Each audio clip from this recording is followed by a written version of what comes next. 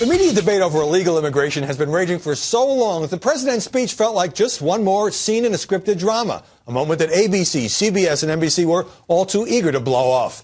Obama certainly didn't change any minds among the commentators who were either outraged by his lawlessness or grateful for his compassion. I know some of the critics of this action call it amnesty. Well, it's not. Tonight, there was no explanation for the complete 180 he has done, other than his declaration tonight, I have the authority. It's not just necessary because it's morally the right thing to do. It's necessary because we have a broken system. 5 million families, 5 million people that tonight see the opportunity of coming out from under the shadows of fear and that have been living here. Joining us now to examine the coverage, Sharyl Attkisson, a former CBS News reporter and author of the best-selling Stonewalled, My Fight for Truth Against the Forces of Obstruction, Intimidation, and Harassment in Obama's Washington. Amy Holmes, who anchors the Hot List at The Blaze. And Joe Trippi, a Democratic strategist and Fox News contributor. The morning after the speech, Sharyl, Washington Post, we can put it up at the front page, a bunch of pictures, one with the president, the others of immigrants celebrating. Are the media in their framing of this story sympathetic to immigration reform? I think sometimes. I mean, everybody likes a happy story, and you like the happy images. I think the media has well covered the deserving immigrants, the ones who have been discriminated against, the illegal immigrants who have served the country well and yet face this possibility of being torn and ripped from their families. What I don't think the media has done a good job covering is the other side. I don't mean politically, but the impact that it could have to have all the illegal immigrants made whole here in the way that the president talks about.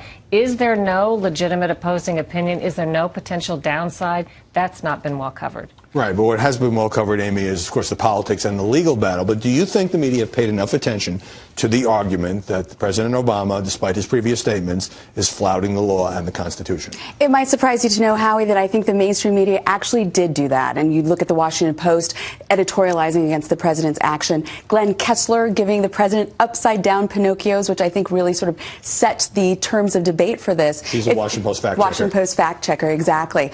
I think where you're actually seeing the left and the right buying into the White House spin is when they call this protection of illegal immigrants being deported, when really it's a suspension of that deportation. So they're buying the White House spin to a certain extent. But I give the mainstream media credit on this one, that they saw that the president was doing a 180, a flip-flop, and they called him on it. I think that's true, Joe Trippi. New York Times read a big piece on Obama's past statements. Everyone can go to the videotape. Even on the night of the speech, CNN ran a montage. But that kind of faded, and then it became, as the White House blitzed the airwaves and did its spin machine thing, it became kind of a he said, she said. Well, some legal experts say he can, and some legal experts say this is terrible. Well, that's because we have both those things happening. I mean, some legal experts are saying he can't, some are not. And obviously the president changed on this. I mean, that's just the facts. And he himself is a legal expert, right? But the president himself, in fact, he repeats this in an interview this morning on ABC with George Stephanopoulos, says, no, I didn't change. Before I was talking about these kinds of deportations. Now I'm talking about this. So you agree, and the media should emphasize, that this was a reversal? No, I don't think it was a reversal. I don't think the media's explained any of this. I mean, it's just they take the clip of him saying, I'm not an emperor, and then they take the other clip, and they don't really talk about the context in which he was saying those two things. I don't think the media has done a good job of that at all. How much impact does it have when Josh Earnest and John Podesta and Jennifer Palmieri, all these White House officials, are now suddenly very available to be on the airwaves, making the case both for the policy and the politics and the legal aspect?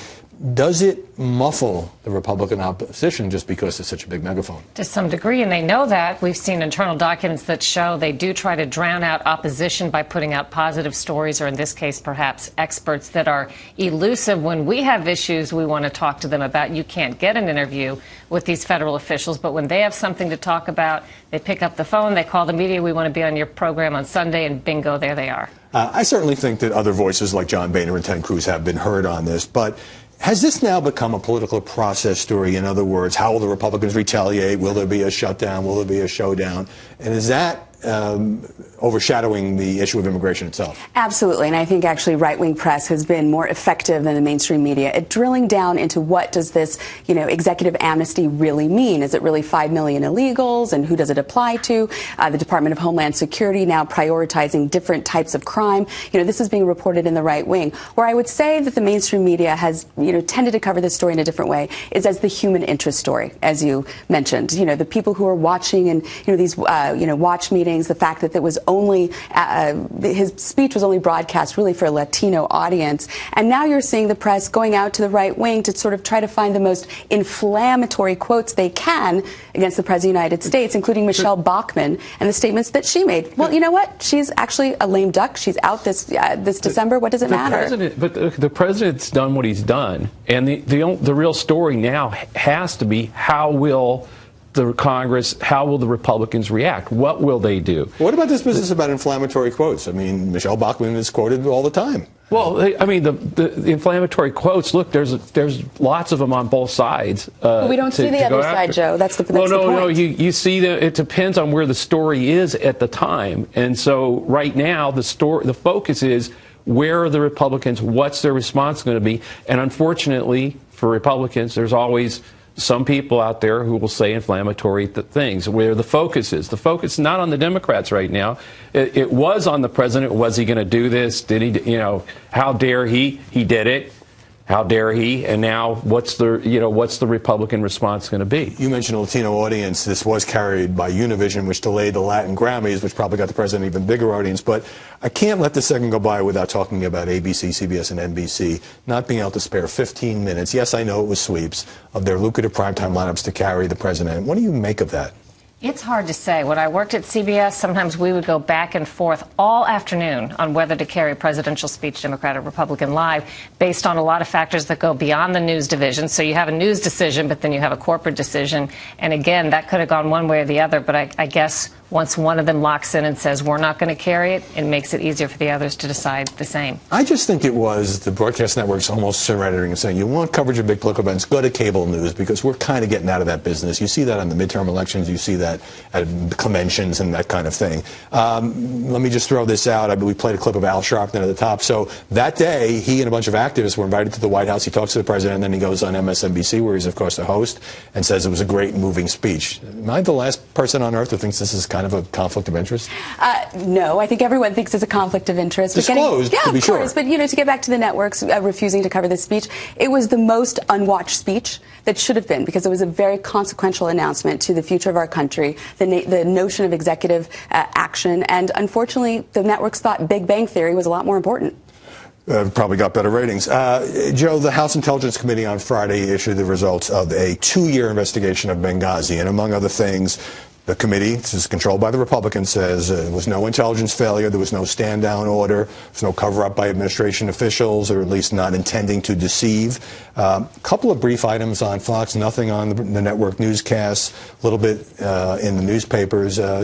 Given all the attention that Benghazi has gotten, including on this network, should that have gotten more coverage? Yeah, a ton more coverage. I mean, look, as someone who defended the actions of the administration on this network countless times over the last couple of years on Benghazi, it deserves a reaction, some coverage. But I also think, frankly, part of this is what time the dump happened. It happened at late Friday night, I think minutes before a lot of news here and okay, sure, but if the dump had happened, the dump, as you so eloquently call it, had happened, and the report had been very critical of the administration, it would be all over the headlines, right? I'm not so sure. I think that Benghazi a long time ago was deemed by the mainstream media as just a right-wing obsession, and instead of digging, they may have been right about that. I disagree.